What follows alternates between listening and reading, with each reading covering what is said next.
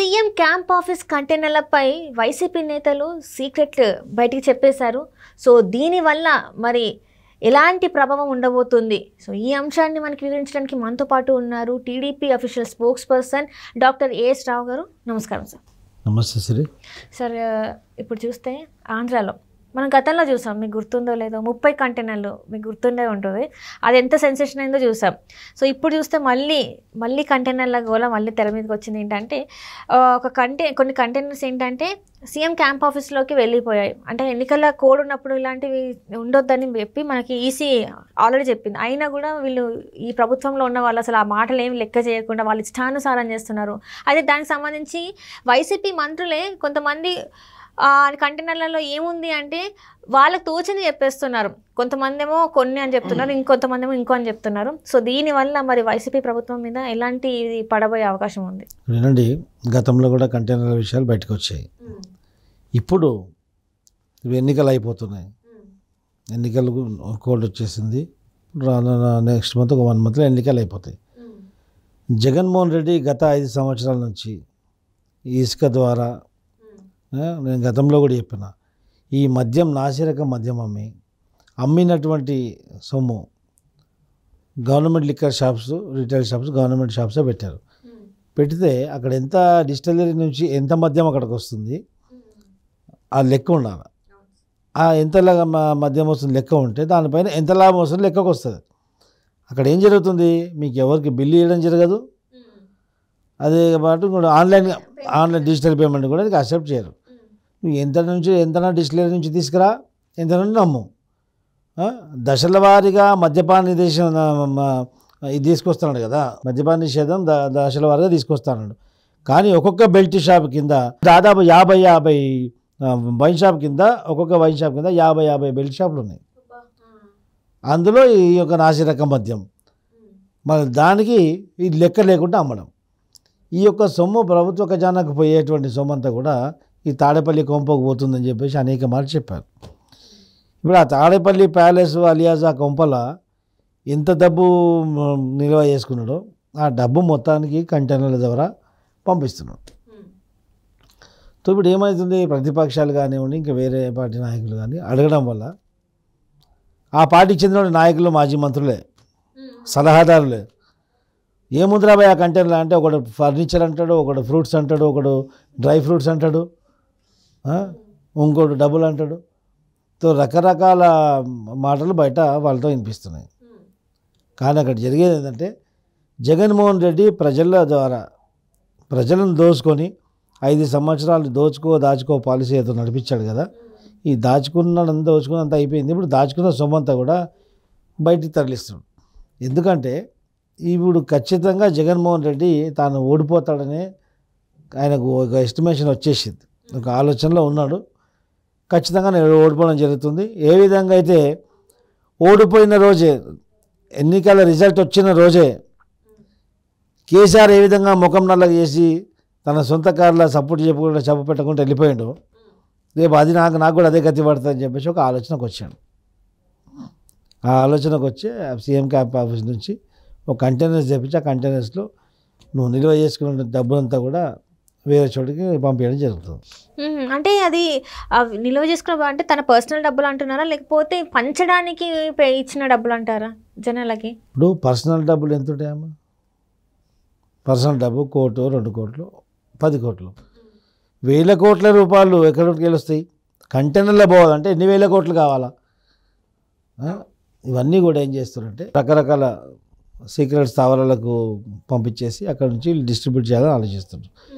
దీనిపైన ఎన్నికల కమిషన్ సీరియస్గా స్పందించాలా, కేంద్ర ప్రభుత్వం కూడా దీని మీద జోక్యం చేసుకోవాలా. ఖచ్చితంగా ఈ యొక్క ఆర్థిక నేరానికి పాల్పడినటువంటి ఈ యొక్క డబ్బు విక్రయాలు, ఈ యొక్క హవాలా ట్రాన్సాక్షన్కి పాల్పడిన వాళ్ళందరి మీద కూడా దేశద్రోహం చట్టం పెట్టి వాళ్ళని ఫస్ట్ పీడీ యాక్ట్ విధించి వాళ్ళు జైలు అయ్యారు. ఒకరికి వేస్తేనే ఇంకోరికి బుద్ధి వస్తుంది, లేకుంటే ఇప్పుడు ఈ విచ్చలవిడితనం అనేది ప్రతి నగరంలో జరిగిపోయింది. అంటే ఇప్పుడు చూస్తుంటే మనం గతంలో చూస్తే 30 కంటైనర్ల డబ్బుని తరలించిండ్రు, లేకపోతే పంచిపెట్టే డబ్బే అదంతా ఇంకొకటి ఏంటంటే చెన్నై తరలించి అక్కడ నుంచి వెళ్ళి ఆ డబ్బుని ప్రజలకి అంటే పంచడానికి చేస్తారని చెప్పేసి అన్నారు. సో ఇప్పుడు ఇది ఈ కంటైనర్ కూడా ఇట్లాంటిదే. అండ్ దీనికి కూడా పోలీసులు దగ్గరుండి ఎన్నికల కోడ్ ఉన్నా కూడా దగ్గరుండి పోలీసులే సాయం చేస్తున్నారు. ఈసీ ఎంత కఠిన చర్యలు తీసుకుంటా అన్నా కూడా భయపడట్లేదు. అంటే ఎందువల్ల ఇట్లాంటివి జరుగుతున్నాయి అంటారు? అసలు ఎందువల్ల జరుగుతున్నాయి అంటే వ్యవస్థ వాళ్ళ చేతులు ఉంది. ఇప్పుడు వ్యవస్థ వాళ్ళ చేతులు ఉంది, అధికారులు వాళ్ళ చేతులు ఉన్నారు. మేము ఏది చెప్తే అదే వేదమవుతుందని చెప్పి వాళ్ళొక భావన. ఇక్కడ తెలంగాణలో కూడా ఒకటి అట్లనే భావించిండు, అదంపాతాలను తొక్కేయడం జరిగింది తెలంగాణ ప్రజలు. ఇప్పుడు అక్కడ కూడా అదే జరుగుతుంది. అక్కడ కూడా జరగబోయేది అదే కదా. నువ్వు ఇష్టం వచ్చినట్టు చేయాలి, ఎవరిని అడుగుడు లేదు, చేసేది లేదు.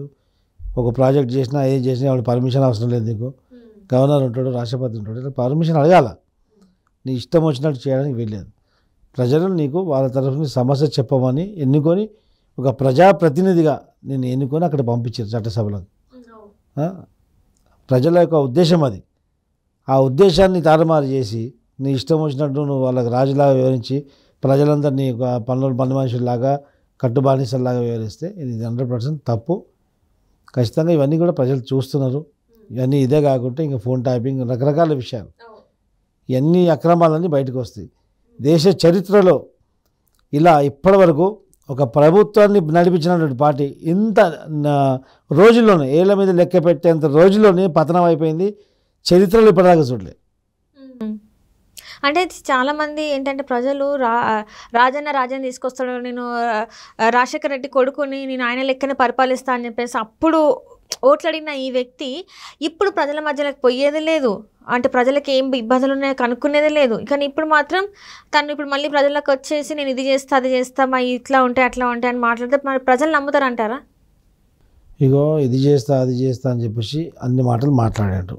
ఏం చేసిండు? వచ్చి మద్యపాన నిషేధం చేస్తాను, రాజ్యం తీసుకొస్తాడు. రాజన్న కొడుకు రాక్షసుడు తయారైంది. అక్కడ మద్యపాన నిషేధం చేస్తాడు, దశల వారీగా చేస్తాడు. దశల వారీ కాదు, దశల వారీగా మద్యం విక్రయం అనేది పెరిగిపోయింది. ఇంకా ఆ నాసిరకం మద్యం ప్రజలకు అలవాటు చేసి ఆ నాసిరకం నాణ్యత ప్రమాణాలు లేనటువంటి మద్యాన్ని సేవించి ఎంతోమంది అనారోగ్య బారిన పడుతున్నారు.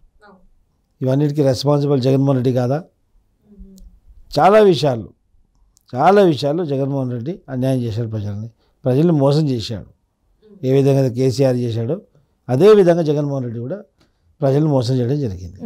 ఇప్పుడు మరి వాళ్ళ నేతలు ఈ కంటైనర్ల ఇది ఒకరేమో మీరు అన్నట్టు ఫర్నిచర్ ఉందంటున్నారు, ఒకరేమో లేదు వేరేవన్నీ చెప్పేసి అంటున్నారు. ఈ వాళ్ళనే సఖ్యత లేదా? అంటే ఇప్పుడు వైసీపీ నేతలలో వాళ్ళే ఇంకా ఒక మాట మీద నిలిచిన తత్వం అయితే కనబడట్లేదు. మరి చూస్తుంటే సఖ్యత లేదన్నట్టు కాదు. ఈ సజ్జలో కూడా జగన్మోహన్ రెడ్డి మనిషే. జగన్మోహన్ రెడ్డి దొంగతనంలో ఒక భాగం ఉన్నటువంటి వ్యక్తి ఆయన. అడిగిన వాళ్ళకు, ప్రశ్నించిన వాళ్ళకు మిస్గైడ్ చేయడానికి ఒకడు ఫర్నిచర్ అని, ఒకడు ఇంకోటని మిస్గైడ్ చేయాలి. మిస్గైడ్ చేయడం వల్ల ఏమవుతుందంటే ఇష్యూ నుంచి టాపిక్ డైవర్ట్ అవుతుంది. అంతలోపు ఈయన పనిని కానించుకోవచ్చు అని చెప్పేసి ఉద్దేశం. అంటే ప్రజల్ని పిచ్చోళ్ళు చేస్తున్నారు అంటారు. మొత్తానికి ప్రజల్ని పిచ్చోళ్ళు చేస్తారు. వీళ్ళు కరడు కట్టిన నేరస్తులు, దేశద్రోహులు. వీళ్ళకు నైతిక బాధ్యత లేదు పార్టీ నడిపించడానికి. వీరు ఎన్నికల రణరంగంలో వీళ్ళు రావడానికి అర్హత లేదు. వీళ్ళకి ఆ కల్వకుంట్ల జగన్మోహన్ రెడ్డి కానీ వీళ్ళు కానివ్వండి, ఇద్దరు అంతే అంటారు.